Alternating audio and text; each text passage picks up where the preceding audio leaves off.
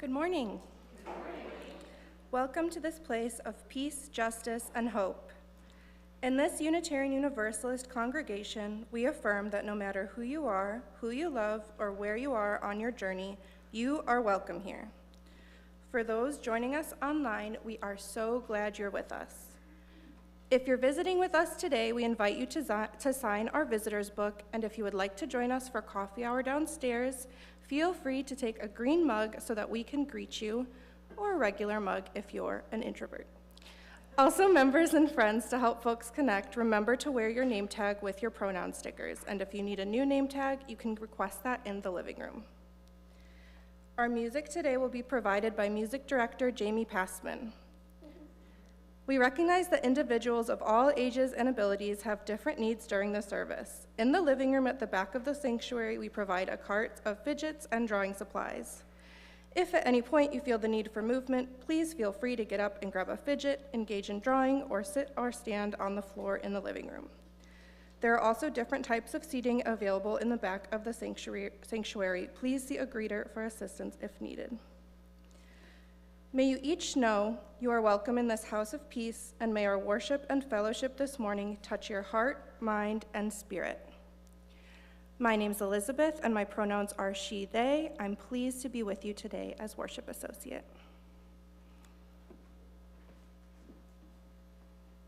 Thank you, Elizabeth, and welcome to everyone. I'm Reverend Dr. Beth Johnson. My pronouns are she, they, and I love looking out and seeing you all in your different seats. We had our wonderful auction last night, and we will have, some people have been asking how we did. We're going to have that information next week, and you'll have the opportunity to be invoiced. I just want to remind you that there's seats up here. There's a whole front row, and it's lonely, the loneliest front row I have ever seen.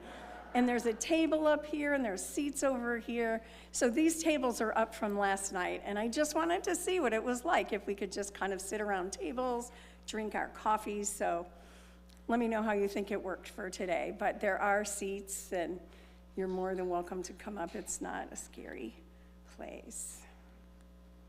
So we begin our services by acknowledging that we in the western suburbs inhabit areas that are the traditional territories of indigenous peoples. I had a conversation with Dave Lloyd yesterday about what this area might have looked like prior to the colonizers and settlers coming in. And I heard that we had forests, but they were thinner, that there was prairie, and I love to imagine that.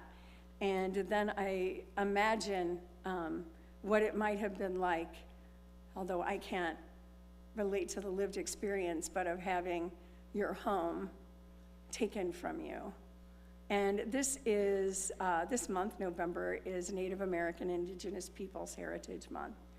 So I do this land acknowledgement in recognition of that, and in recognition that our indigenous siblings, there's seats up here, and there's some over here if you want to come on.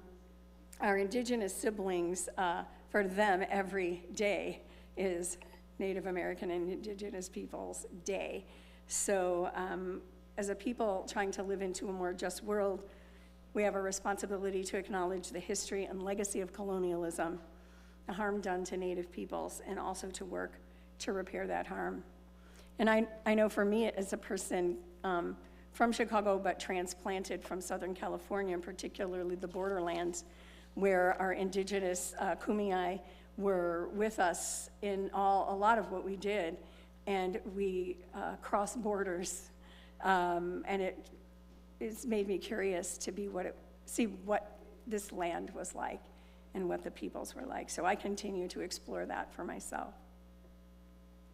So I'm going to invite you to take a breath. And here we have gathered, beloveds, gathered from the various parts of our day, the various parts of our lives, and even the various parts of ourselves as we assemble here. We're going to be singing number 360 in your gray hymnal, Here We Have Gathered. You're going to notice that there are new lyrics in verse 2, we of all ages living out our span instead of we of all ages, women, children, men, so that we can dismantle the gender binary some and especially have this be inclusive. Our service today is about the incongruity of gratitude. This is the month of gratitude in our Soul Matters, and we're going to have gratitude expressed next week. And I invite you, if you're able, to bring vegetables or other things for our soup. Is that right? It's our annual stone soup service. And then at the end of the month, you'll be hearing about the neuroscience of gratitude from Swamini. And today, as I was preparing this and speaking to worship associates about it, it's like, how do we have gratitude in times like these? So that's some of what we'll do this morning, and then we'll do our Transgender Day of Remembrance ceremony as well. So I'm going to invite you to rise in body or in spirit, and let us sing.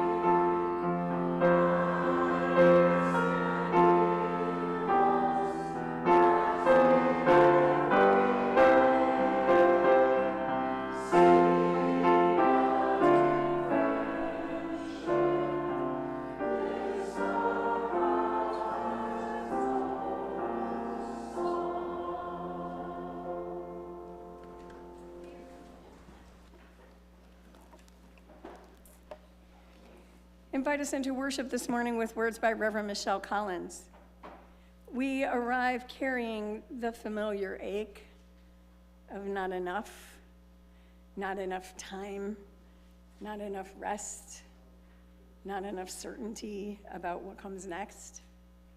But here, in this space, between one breath and another, something small and persistent whispers, "You are held." We come from days that felt too ordinary to notice. Commutes and meetings, dishes and deadlines, the unremarkable hours that make up the most of living. But buried in the mundane lie small miracles that we walk past without seeing sometimes. Some of us learned to count blessings on our fingers, others to whisper thanks to the ancestors or the earth and the sky. We carry different languages of gratitude, different ways of recognizing what sustains us. All of them are welcome here. And you, beloved, are welcome here. It is good to be together.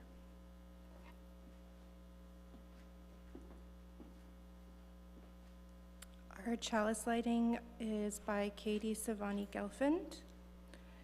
Even as the days grow shorter and our homes shrink smaller and our wicks burn lower and our will to endure flickers, we light this chalice to kindle a flame of warmth as a reminder of the connection that draws us into a community that opens us up, in gratitude for the breath in our lungs and the love in our hearts, for the gift of this day alive.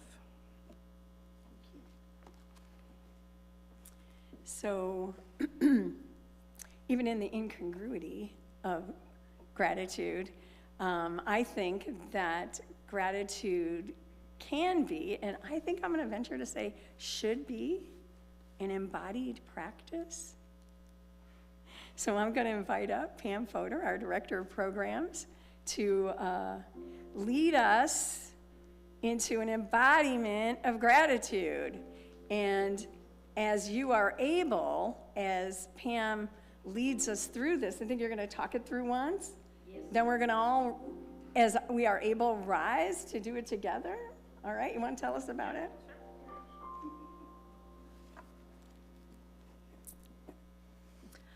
All right, so this is a grateful blessings body prayer. So do it with me once, then we'll do it a second time, and the third time we'll just do it in silence, just the movements. We bow to the mystery and beauty of this world and to each other. We lift up our concerns for the world, for our community, and for our families. We open to all blessings that are ours, to the gift of this day and this time together. We bring these gifts to our hearts. From all the gifts that we have been given, may we give to one another and our world in blessing and in thanks. Rise as you're able, and you can have more room so you're not hitting the person next to you in the face, unless you want to be that close. All right. We bow to the mystery and beauty of this world and of each other. We lift up our concerns for our world, for our community, and for our families. We open to all the blessings that are ours, to the gift of this day and of this time together. We bring these gifts to our hearts. From all the gifts that we've been given, may we give to one another and our world in blessing and in thanks.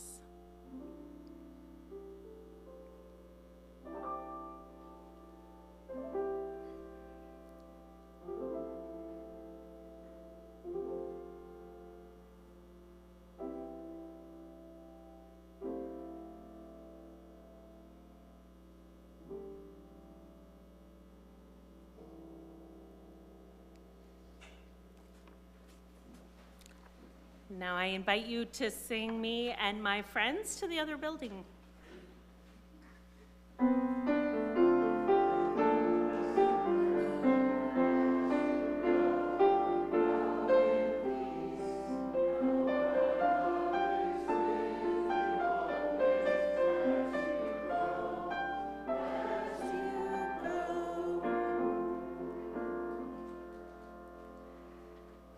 There is always a lot going on around the church, and you can read all about it in News and Notes, which arrives in your inbox every Friday, and there are printed copies available downstairs.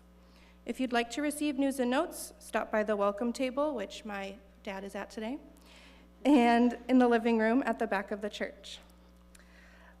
All in the church are invited to join the choir, Rev Beth, and the music staff at a special Christmas program we are holding jointly with our friends at the Vivekananda Vedanta Society on Saturday, December 6th, from 4 to 5 p.m. at their Chicago location. An RSVP form went out in news and notes. Please let us know if you can join and if you would like to join a carpool or a bus if we have enough people. See Rev Beth for more information. Join UUs and others from around the state to let AT&T know that we want them to end their contracts with DHS, ICE, and CBP and pledge not to sign new ones. AT&T, along with many other corporations, are flying under the radar and profiting off our pain. Now we shine a light on their cooperation with the regime and demand an end to their contracts with these agencies. Many of us came to this church and Unitarian Universalism generally, in part because we believe questions speak to our spirit, because we believe we can find strength in uncertainty, and because we can celebrate beauty in imperfection. We find affirmation in service and recognize that what we do matters, what we say makes an impact, how we move and work in the world resonates throughout the fragile, resilient web of life. Our financial contributions to this congregation help us to live our values here and in the wider world. Now let there be an offering to sustain and grow the life and mission of this congregation. May we thereby write the story of love and hope.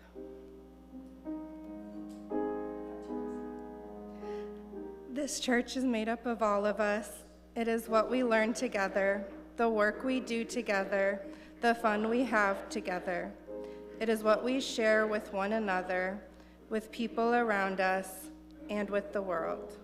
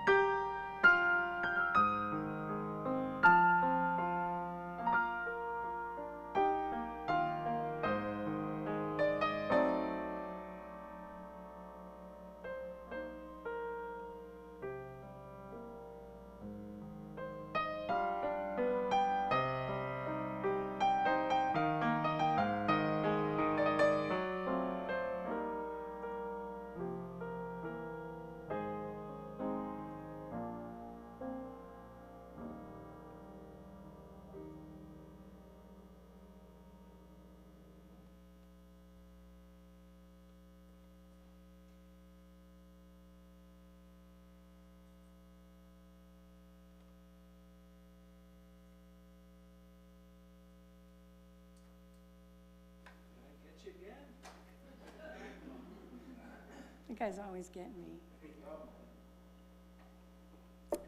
Gets us all. I mean, and would that it were so that everyone, everywhere, would know that there is a bridge over troubled waters. And may we be that bridge. We talked about the Bodhisattva of compassion a few weeks ago, and when one of the ways of the Bodhisattva is to be a bridge.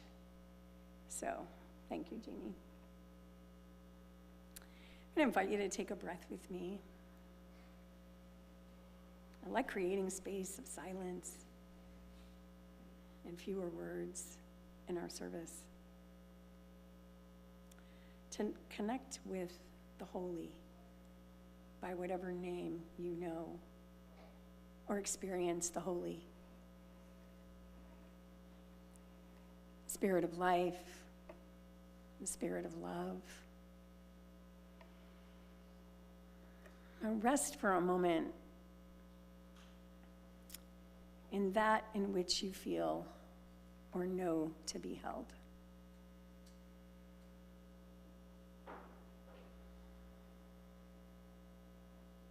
You may even want to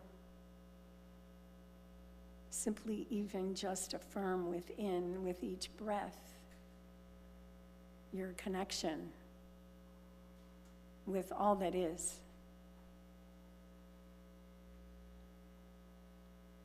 Breathing in, the breath connecting us to life. The breath means spirit, huma, ruha.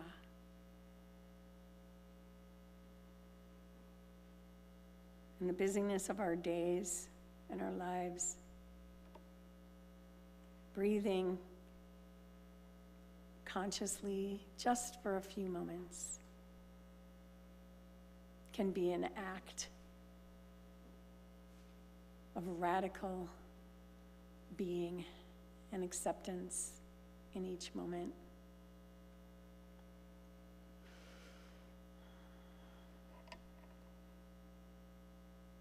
Often, but not always,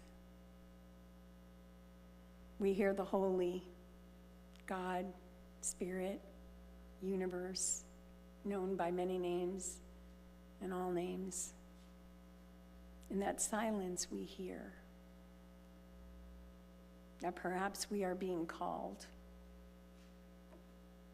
I will say, I sometimes hear the call in noisy chants. But right now, just hush as we sing together.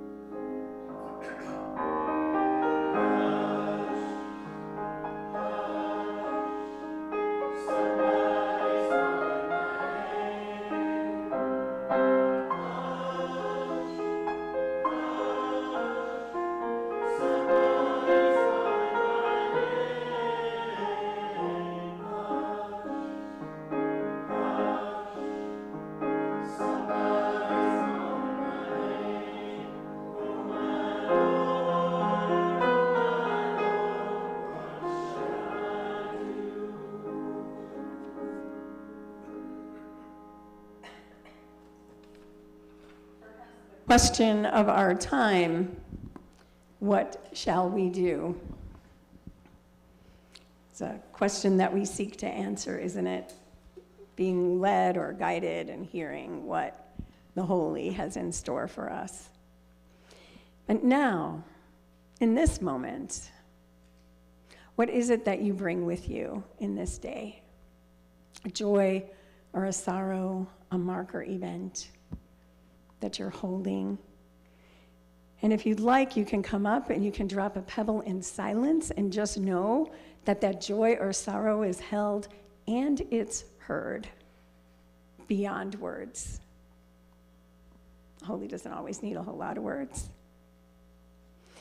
You can also take a pebble and share with us briefly your joy or sorrow, and we drop that into a common bowl that washes us and holds us. I am going to go ahead and begin, which I don't usually do, because I want to drop a pebble for Julia Beckman, who is our choir director, who is not with us today. She's at a memorial service for a family member, but this is for Julia on her birthday.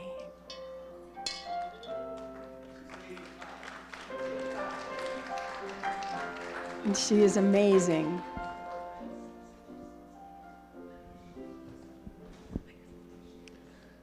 I'm Tony. I'm bringing a celebration, and I was a little bit busy last night, but I feel like I made some very lovely connections with so many of you, so I appreciate you all.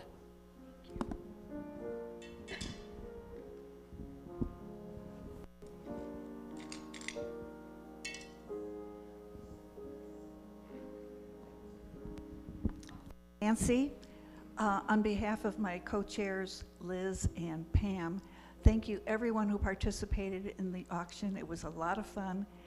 Everyone who donated, even if you didn't donate, thank you for coming. There are lots of sign-ups downstairs. If you want to, make sure you write your name legibly if you don't have a paddle number. If you don't remember your paddle number, put your name down. Especially, there's a chiropractic $100 gift card down there that wants to be claimed. Thanks again. Thank you so much. Somebody had to do it. I did it. Good morning. My name is Nancy, and I just wanted to drop a pebble in this morning for my very dear friend, Lorna Nuniker. She's celebrating her 97th birthday on Friday. Longtime member of our church, maybe 60 years or something. She hasn't been able to come to church in recent years because of her poor health. Her family just told me yesterday that she entered into hospice on Wednesday. I don't think her death is imminent. You know, I visit her regularly, but she's such a dear person, and just keep her in your thoughts and prayers.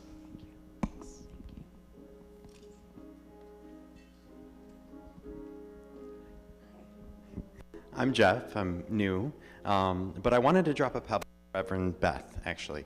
I was reading CBS News Chicago this week, and it was an article about faith leaders that were arrested at Broadview, and Reverend Beth was quoted in it. She was there, and like any millennial, I immediately screenshot and I texted it to my friends Eric and Corey, who are new as well, and Corey replied, "Man, she is such a badass." And I just wanted to drop a pebble because you are such a badass.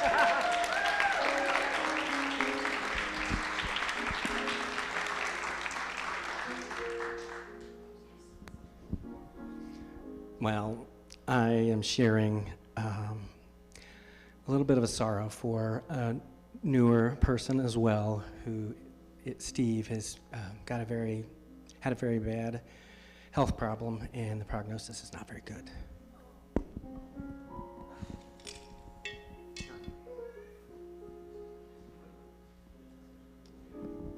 I have two pebbles. One, very happy to see John here. Second, Friday is the day for major birthdays. It was, anyone remembers Pat Sal's? 100 years she turned on Friday, same day as Lorna. Yes, pebbles. Good morning. My name is Linda, and Stan and I would just like to share a joy at seeing our daughter make her debut as a worship associate after starting in the church when she was, I think, 3 years old. So it makes us very happy.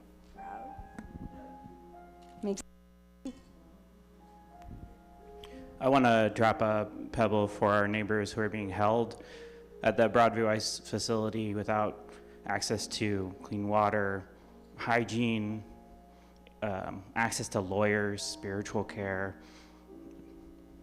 Thanks.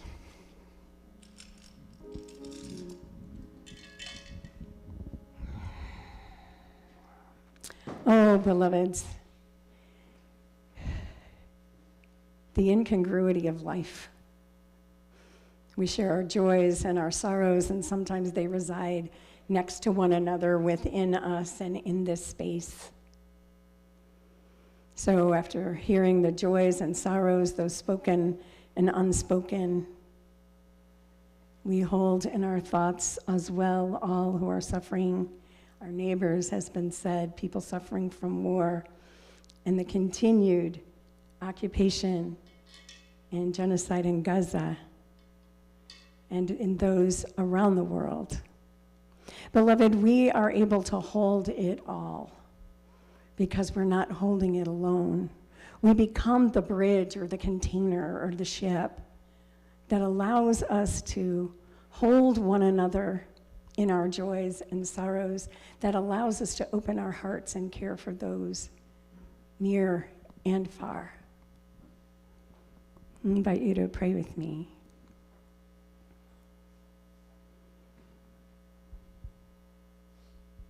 Spirit of life, Spirit of love, Holy One, moving in, through, and among us, knitting us together, each to each, in a tapestry of love, of justice, of resilience, and of hope. Each of us threads in the tapestry. We weave our joys, we weave our sorrows, our longings, our lostness, our loves, our hopes.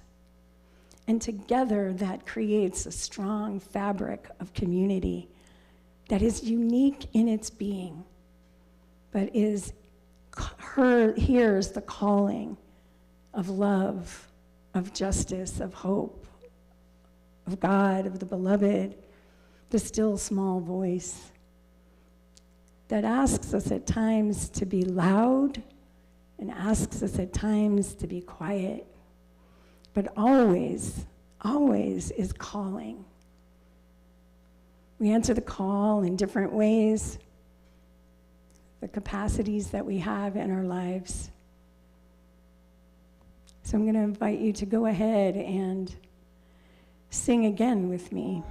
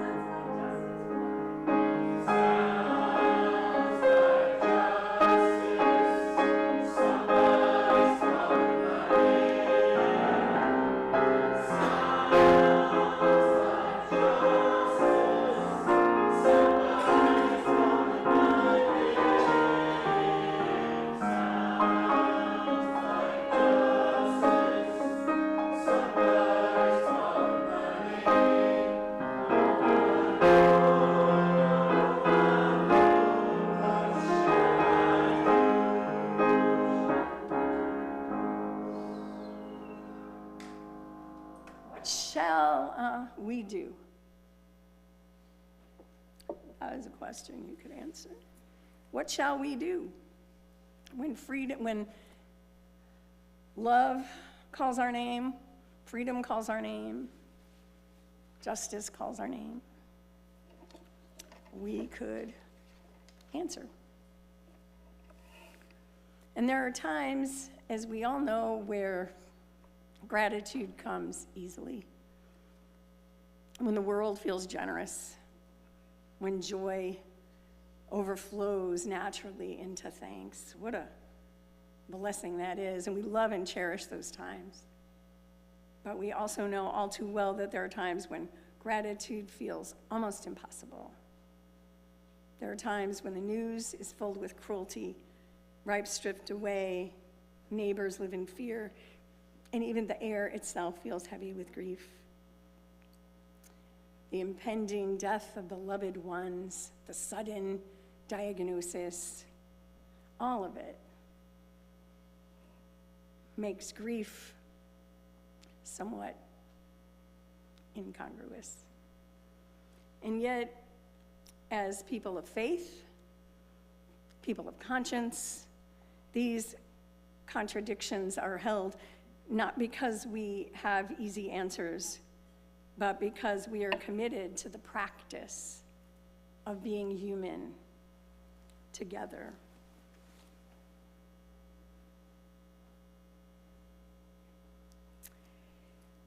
Gratitude may seem absurd. It sounds like giving a chance at the end of a cliff or lighting candles in the wind. But paradox is a part of our lives and a part of our faith. Unitarian Universalism does not promise unending comfort, although we do promise some comfort, yes. It promises meaning, promises community and courage, compassion, commitment. It reminds us that gratitude isn't the same as just being content, although we love times of feeling content, do we not? Gratitude isn't complacency. It's not pretending everything is fine. I believe that in these times, gratitude is like an act of spiritual defiance. It is choosing to see and to love the world as it is, still affirming that life has worth, that beauty is real, and that hope is possible. At times like these, in these times, as I have euphemistically noted in several places, as we are in a regime and in a time that there is so much fear and division, we are being asked to narrow our love. It teaches us to see neighbors as threats, to mistrust difference, to prize obedience over compassion. And to that we say, no. What do we say? No. No. Oh, did someone say, I agree with that. I might say it a little differently, but I won't here. One of the insidious effects of this time is to make us numb, to dull our moral imagination until we can no longer feel joy or sorrow deeply. That's the plan. To berate empathy as a weakness. And beloved, I think this is why gratitude matters. Because gratitude, true radical gratitude, keeps our hearts open when the world tries to close them. It roots us in connection, in relationship, in interdependence. It reminds us that small, ordinary acts of goodness still matter, that they are, in fact, what keep us alive and our hope alive. We practice gratitude as an act of resistance. When we say thank you in times of cruelty, we're not ignoring the cruelty. We are refusing to allow it to have the final word. When we express gratitude for the helpers, for the protesters, the journalists, the teachers, the caregivers, the people who bring the food, the people who donate, for artists and truth tellers and quiet resistors, we say, I see you. We see you. And that's what humanity looks like in a time that would strip humanity from so many. Gratitude becomes a form of protest, a refusal to surrender our spirits to despair. In fascist times, despair is a luxury the moral cannot afford. Despair freezes us. Gratitude moves us. Say it again? If y'all want to call out, I'm good with that. I want to hear you. This is all about us. So we give gratitude and we give thanks, not to escape the struggle, but to sustain it. Radical gratitude is rooted in awareness and solidarity. It sees both brokenness and beauty and chooses to bless them both. As Reverend Scott is saying, reminded us so beautifully last week, what we do matters.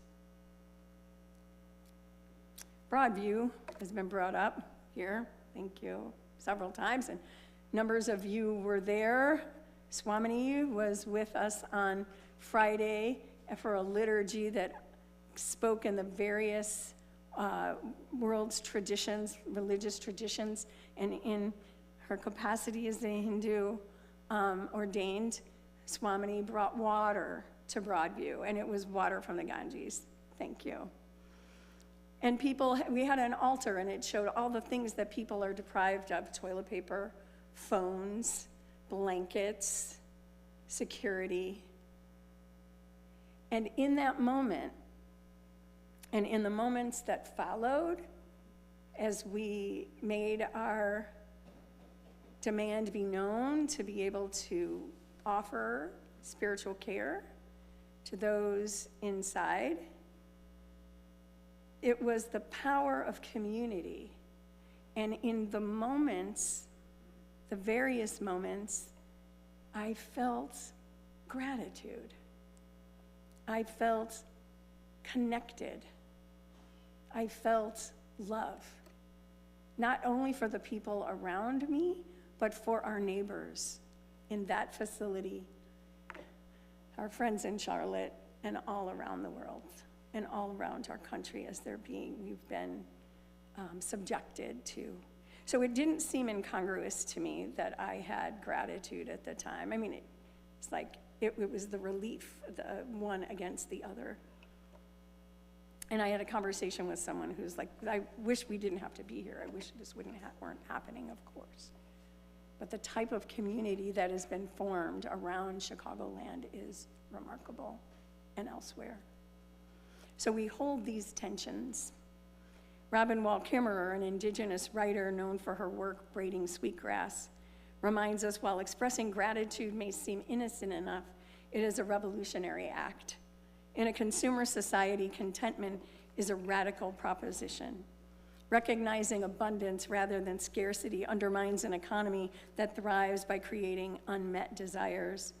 Gratitude cultivates an ethic of fullness, but the economy needs emptiness. There's a Thanksgiving address she references, and she said, it reminds you that you have everything you need. Gratitude doesn't send you out shopping to find satisfaction. It comes as a gift rather than a commodity, subverting the foundation of the whole economy. That is good medicine for land and people alike. And so, as we do each year, we consider our annual ritual of Transgender Day of Remembrance. We are in gratitude in the midst of fascism and the harms seen to our immigrant siblings, to our trans siblings. And it is not absurd. It sounds like giving thanks at the edge of the cliff, but it's not. Or maybe it is, but we still are because we're going to hang on to each other. Our faith holds these contradictions. Gratitude, again, is not complacency, pretending everything is fine.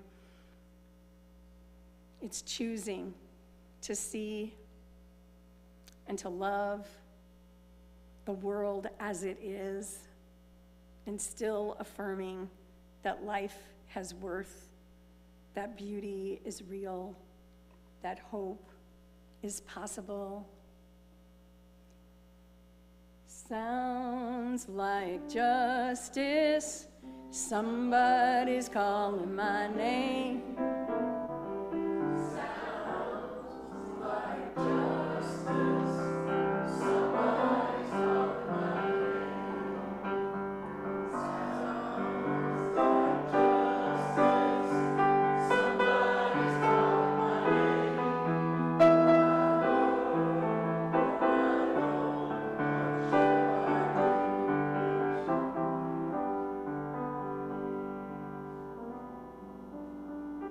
Beloved community, we gather this day in a spirit of remembrance to honor the lives of transgender, non-binary, gender-expansive people who have been lost to violence, hatred, and neglect.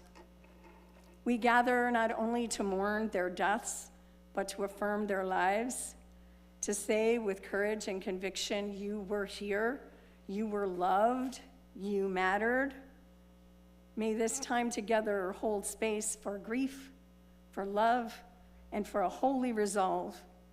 For in remembering, we strengthen our community to build a world where every person every person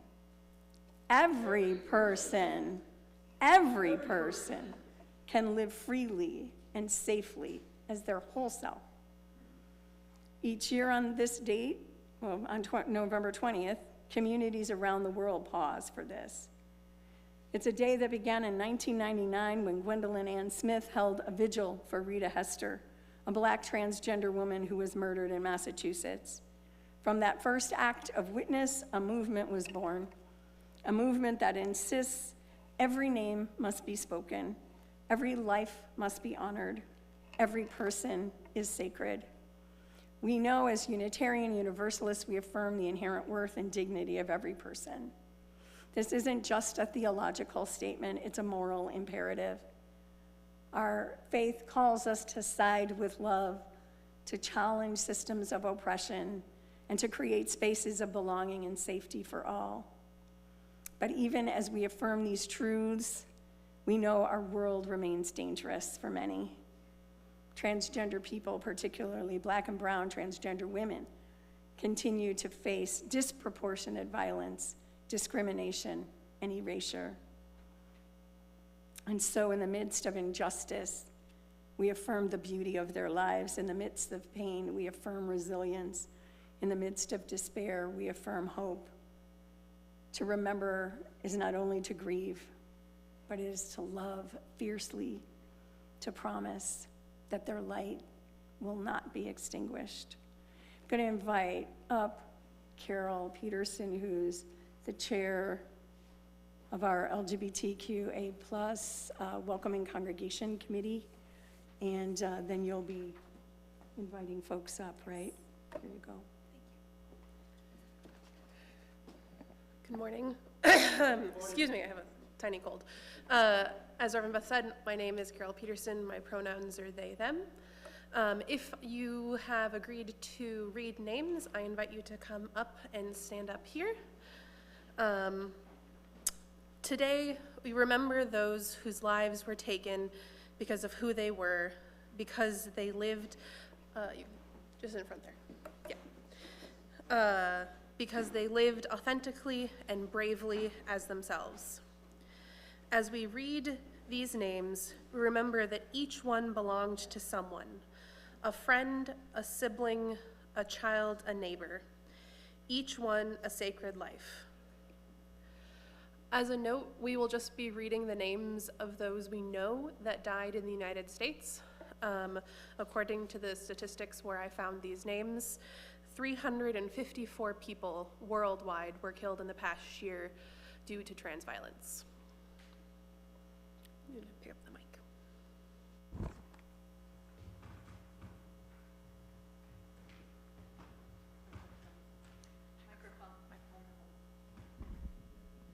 Does everybody want to come up here so we're all facing out? Maybe? You can just start on the end. No, you come. Okay, start. Tiara Love Torrey Jackson was killed on September 26th. She was 37 years old. Scarlett killed herself on September 21st. She was 21 years old.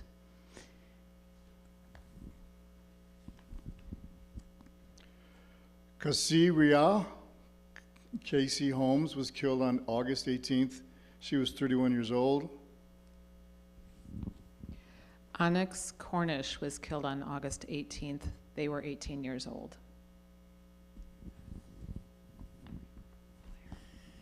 Blair Sawyer was killed on August 11th. She was 27 years old. Rose Machuca was killed on August 11th. She was 24 years old. Dream Johnson was killed on July 5th. She was 28 years old.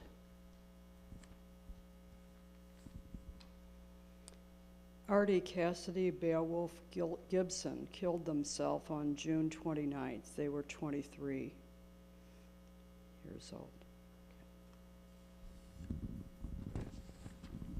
Kimora Woods was killed on June 27th. She was 27 years old. Gabriel Nguyen killed themselves on June 22nd. Lily Dawn Harkins killed herself on June 22nd.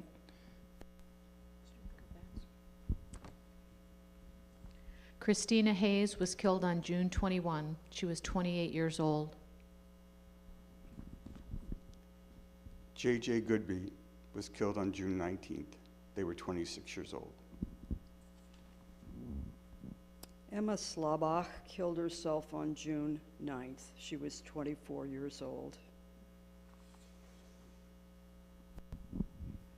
Laura Schuler was killed on June 7. They was 47 years old.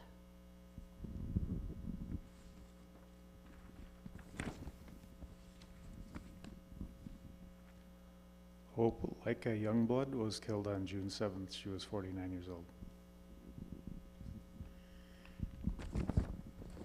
Jax Grattan was killed on June 6th. She was 34 years old.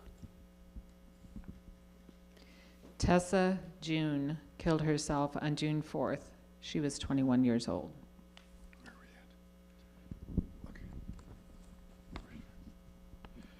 Jonathan Joss was killed on June 1st. He was 59 years old. Charlotte Forgate killed herself on May 25th. She was 17 years old.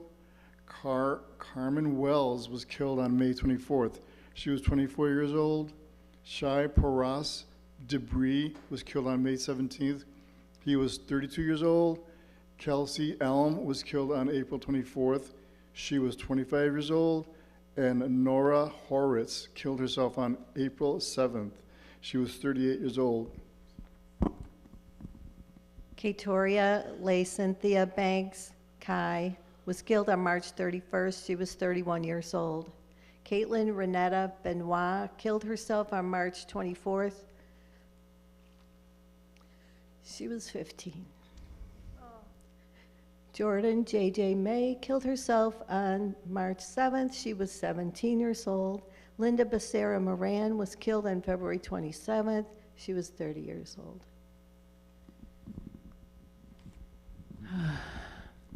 Amri Dior was killed on February 21st. She was 23 years old. Arviana Johnson was killed on February 16th. She was 25.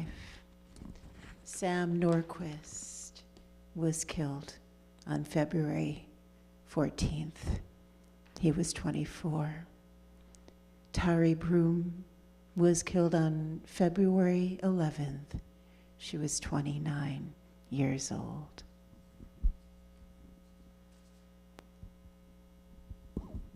Aubrey Dameron was killed on January 31st. She was 25 years old. Elisa Bray Shoup killed herself on January 27th. Parker Savaris killed themselves on January 8th. They were 15 years old. Meka Shabazz killed herself on December 23rd. She was 46 years old.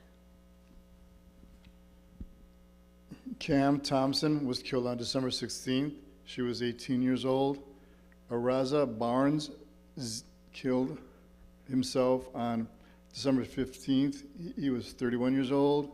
Roy Mora killed himself on December 7th. He was 15 years old.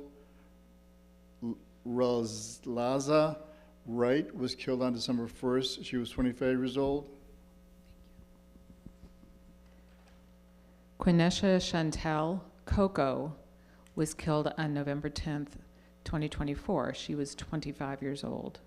Kyla Jane Walker was killed on November 10th, 2024. She was 39 years old. Sydney Lee Phillips, Sid, killed herself on November 5th, 2024. She was 22 years old.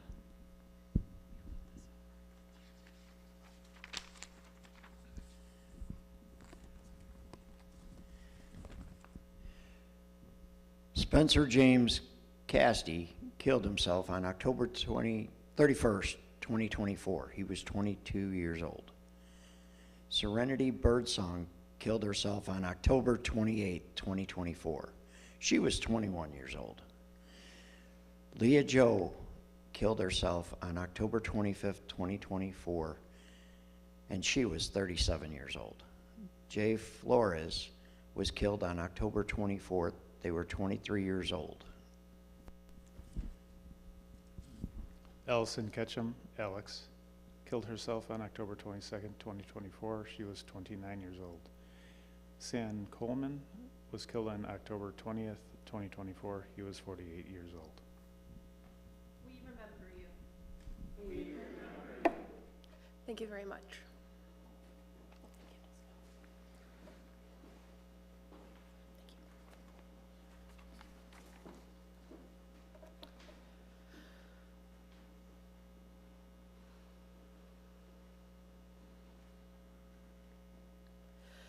We light candles in honor of those we have named, for those whose names are unknown to us, whose stories remain unspoken, whose lives were taken in silence. Light the first candle.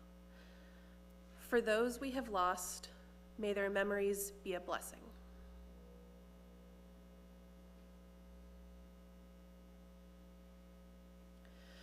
For those who live in fear, rejection, or violence, may they be held in love and safety.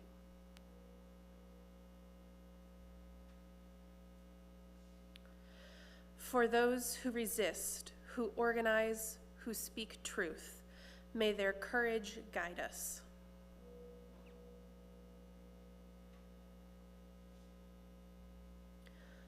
For all people discovering their truth, may they find joy and belonging.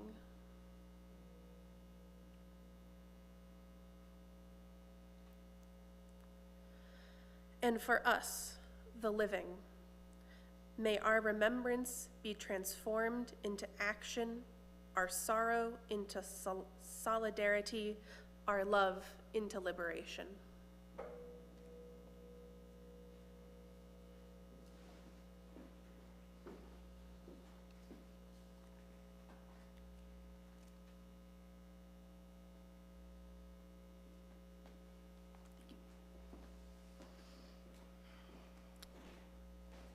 This reading is by Julian Jamaica Soto,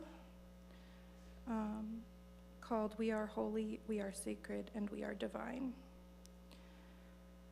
Our friend, our creator and source, we come to you with words of grief, but also silent rage. We know that you have made us and called us. We are trans, we are holy, we are intersex, we are sacred, we are gender diverse, and we are divine. We know that justice is always on the side of the oppressed. Stay on our side now, Creator. Call your people to this place. Remind them that love is more than saying. Love is being and doing. This government may try to find ways to outlaw our existence.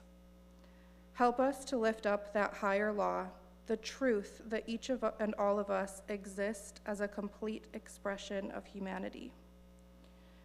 And help us both to heal and to rise, a people marked by difference, but chosen by ourselves and each other to be known, to be recognized, beloved and belonging Unitarian Universalists.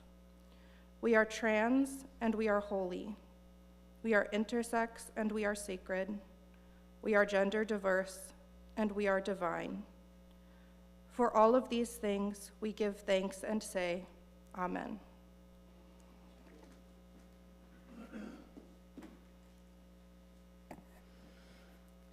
Julian Jamaica Soto is a Unitarian Universalist transgender woman and disabled. So we are grateful for their words. So, beloveds, how is it that we go forward and practice gratitude in these times? In this time of sorrow, in this time of resistance and resilience, honoring the lives that have been lost, but also honoring the lives that are lived, honoring our commitment as a faith to do all we can to support our siblings. That means supporting the welcoming congregation team. It means learning and finding out the ways that we can be the most effective. That is an expression of gratitude. And there's this radical expression of gratitude for the people in our lives who are transgender and who enrich us, who are our friends, who are our siblings, who are our neighbors, who are kin. We practice gratitude perhaps by beginning small, naming what is still good and beautiful and worth saving, by giving thanks to those who keep showing up, who feed the hungry, hold vigil, tell stories, write letters, teach, march, who raise children here, over there, and here, because I love to see them in their services, our services, and they can see who we are as a faith, who are raised to be kind and brave by lighting candles in remembrance for those we've lost, but of the values we refuse to lose, by saying grace before resistance, by whispering thank you before we take to the streets, before we knock on doors, stand in front of AT&Ts, before we speak truth to power. Gratitude does not end our struggle, but it reminds us why we struggle. For life, for one another, for generations to come. Friends, gratitude in these times is not about feeling thankful for oppression, but it is being thankful despite it. It is like holding out an ember of love in the palm of our hands and refusing to let it go out. It is about remembering the capacity that we still have joy, that the world is still capable of beauty, and that compassion is contagious, that every act is an act of gratitude. Every thank you, every gesture of care is a small act of resistance to the machinery of hate. And we say no. We say faith over fear and faith over hate, because we are called to put love at the center. So even though we affirmed a no earlier, I suggest we affirm a yes to our neighbors, to justice, to each other, to this place, and to the work that we do in the world, in this beautiful, fragile world. We say yes. Yes. Yes. We say yes. Yes. I'm going to invite you to join me in our chalice extinguishing words. We extinguish this flame, but not the light of its truth, the warmth of this community, and the fire of our commitment. These we carry in our hearts and share with all the world. Y'all did good. For those of you, I was doing the slides, y'all, but I was a little distracted this weekend. So for those of you who are new, you weren't expecting, there was no expectation that you had to memorize. It wasn't a test. It was oh, let's see if they know the words. I was glad somebody knew the words. Save that moment. Now this song is I Know I Can. It's number 1015 in your hymnal. There's a little bit of a word change. We changed words that were more gender binary to make them more inclusive. You'll figure that out. We didn't change them in the order of service. I've said to you before, repeating myself here, that in my last congregation, after November 2016, we sang this song every Sunday for almost a year. I want you to notice on the last verse that the pronoun changes from I to we. So be aware of that we as we sing. I invite you to rise, embody your spirit.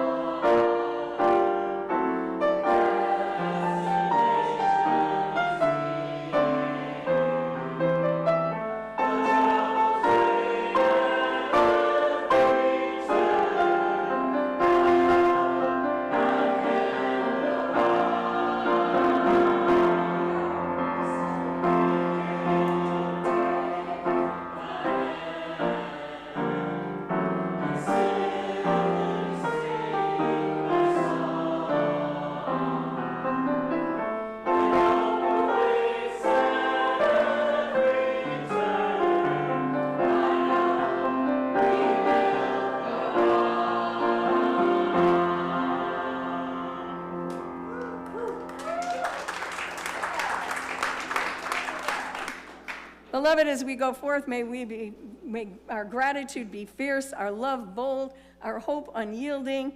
In the midst of all that is, we are still here. We are still grateful. There's a chalice extinguishing word. You want to say them? Although no, seriously. Just a little out of, I've got to confess, Julia usually looks at the slides and proofs them for me. So, but may we go forth knowing that we extend our gratitude and our love to this world. We are still grateful. We are still free to love. And although our service has ended, our service to the world continues. And Jamie has some closing music for us.